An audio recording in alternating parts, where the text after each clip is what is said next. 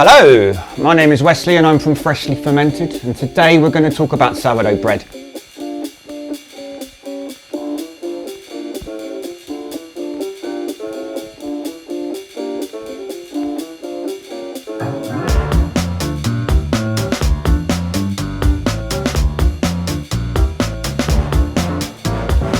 Now this is a really easy way to make sourdough bread. There's many different ways online. I'm sure you've been overwhelmed by the sheer amount of information on Google.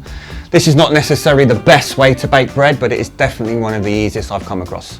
So you start off with some really simple ingredients. We need some flour. This is 600 grams of strong white flour. You can use any flour you like, but I would suggest initially you start with white flour, as other flours can be a little bit tricky. We've got 375 grams of water. As you can see, it's in grams and not milliliters. Doesn't really matter if you want to weigh it out or if you want to measure it out. It's exactly the same. We've got 13 grams of salt. You can use any salt you like. We're using Himalayan pink just because it looks nice, that's all. We've also got our levain, which confuses people. So this is basically a sourdough starter.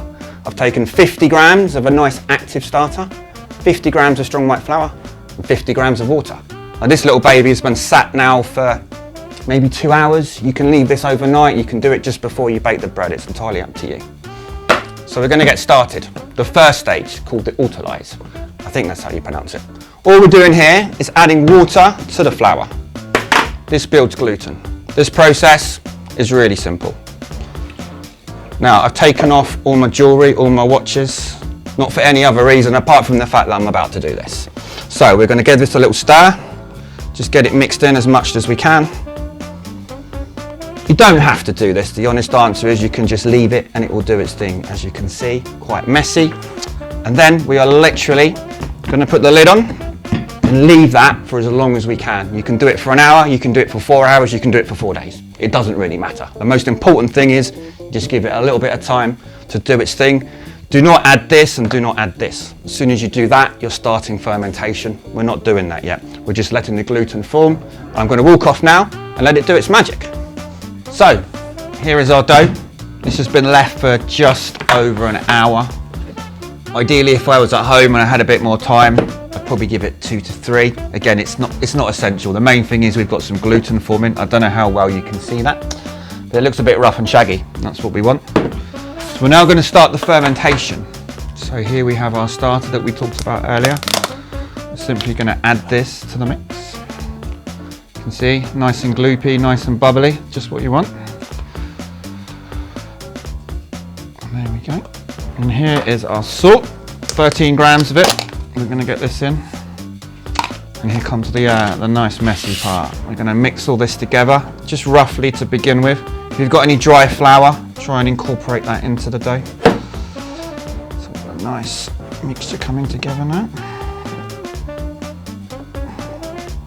There we go. And we're going to take this out and put it on here just so we can work it a little bit better. So all I'm doing is I'm folding the dough back into itself. Just going to do this a couple of times until you can see it's all come together nicely. As you can see, the board is slipping below me. Sometimes this is easier to do it on a top.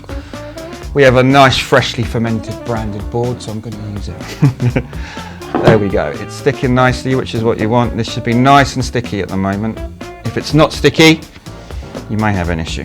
But I think you'll find it will always be sticky if you've done everything we have suggested. So I'm just going to leave that to sit for about half an hour, just to let the sourdough and the salt come in, and then we'll come back to this and do our stretch and fold process. So, we're back again. As you can see, we've ditched our lovely board. We're going to put that out the way. It was also hiding this lovely hole in the desk, which we didn't really want you to see. Nonetheless, I think you're more worried about the bread than the hole, at least you should be. So, here is our dough. As you can see, it's starting to look a little bit like some bread. We're going to use a no knead method. So, you've probably heard about kneading bread, and why don't we do it now?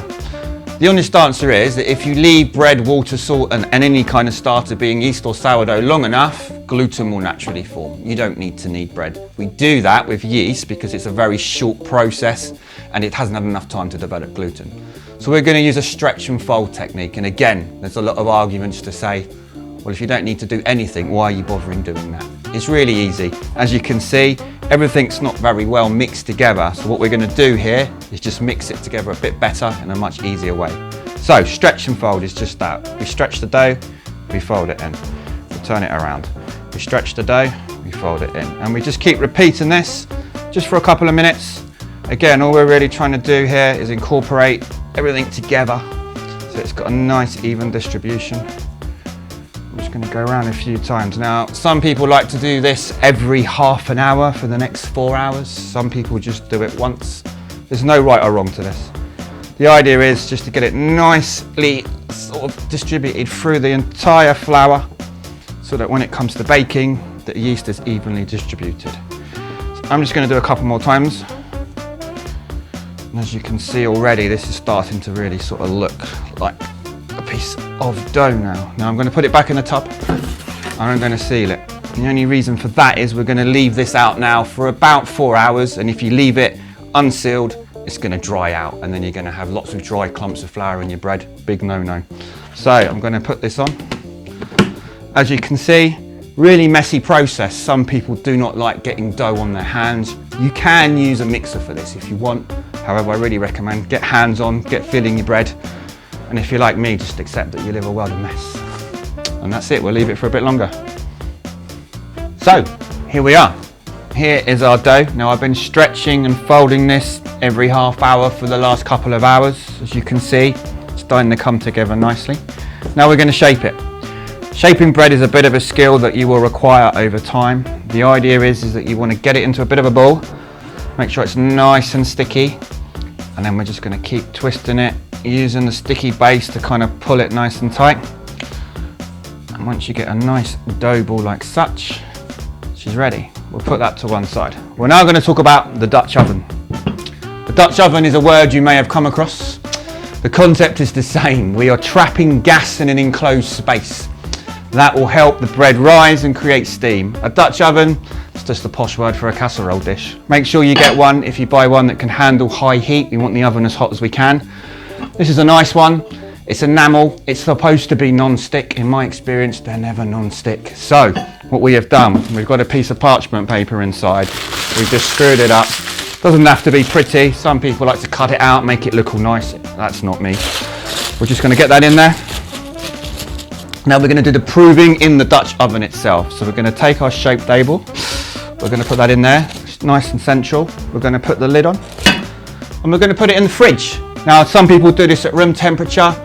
You can do that if you want, it's a lot quicker. Personally, I find sourdough tastes best the longer you can leave it. So we're just going to stick this in the fridge for a minimum of 12 hours. The longer the better. If you can give it a whole day, great. We'll then take it out, score it and bake it. So here we go. So here's our dough. It's been sat in the fridge for 24 hours. As you can see, it's kind of almost doubled in size. So we're going to score it using one of our lovely UFO bread lumps. Very quickly, just do a few slashes. It doesn't have to be artistic, however you want. That's just to let the gas escape as it rises, and you'll see if it's gone well, you'll get a nice shape. If it hasn't, it doesn't really matter. Let's go and put it in the oven.